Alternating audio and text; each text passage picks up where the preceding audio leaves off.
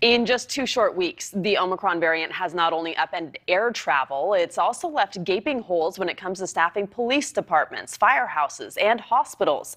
Meantime, most of the nation's largest school districts have decided to remain open, at least for the time being, as some students are being urged to take an at-home COVID test before returning from holiday break. NewsNation's Steve Cooge has more on what we can expect as we head into the new year. Vaccinations and testing, Rutabaga, those two will be key in helping slow the spread of the coronavirus, which unfortunately right now is spreading faster than it ever has at any point in this entire 2-year-long pandemic. Millions of Americans are now traveling across the country. They're headed back to family and friends, headed back to their homes, headed back to work in a couple of days. And according to health officials, a lot of those people will be unknowingly carrying the coronavirus with them and continue to spread it. It's because of that testing centers like here in Harlem, the Harlem Hospital Center, are going to be staying as busy as ever.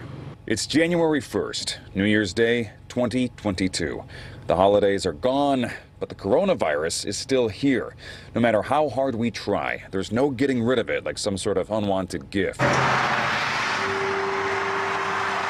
With tens of thousands of people having just gathered in Times Square for New Year's Eve, and millions of others having gathered around the world, health officials are bracing for a massive new surge of COVID cases.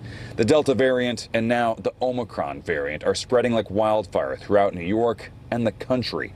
The numbers of sick are rising and continuing to break daily records. It's almost not worth it to say we're breaking records. We're breaking records every day. New York lines for COVID testing stretch down city blocks, with waits lasting hours. Still, people endure those waits to get their results. According to state officials, a record 76,000 New Yorkers tested positive for COVID on New Year's Eve alone. Governor Kathy Hochul's statewide mask mandate was set to expire in the middle of January. The governor is now extending that mask mandate until the start of February because of how out of control the virus continues to spread. However, when it comes to the possibility of another lockdown and more restrictive health regulations, Governor Hochul says that is not in the plans for now. We're not there yet, but I also know all the tools at our disposal and willing to invoke them in the case where it's necessary. In the meantime, New York City Mayor Eric Adams begins his first day leading America's largest city. These past 2 years, our city workers, including educators, agency personnel, and all the women and men who keep New York running, have made sacrifices for their city again and again. Despite the mounting difficulties posed by COVID-19, Adams is hopeful. We are going to win because we're made up of the best stuff on earth. We are New Yorkers. New York Governor Kathy Hochul says New York State is ranked in the top 3 when it comes to testing people for the coronavirus.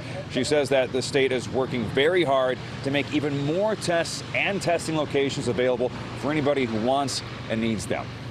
In Harlem, I'm Steve Cooge, News Nation. Rutabaga, back to you. Thanks for watching. Click the red subscribe button below so you can get more of News Nation's fact-driven, unbiased coverage.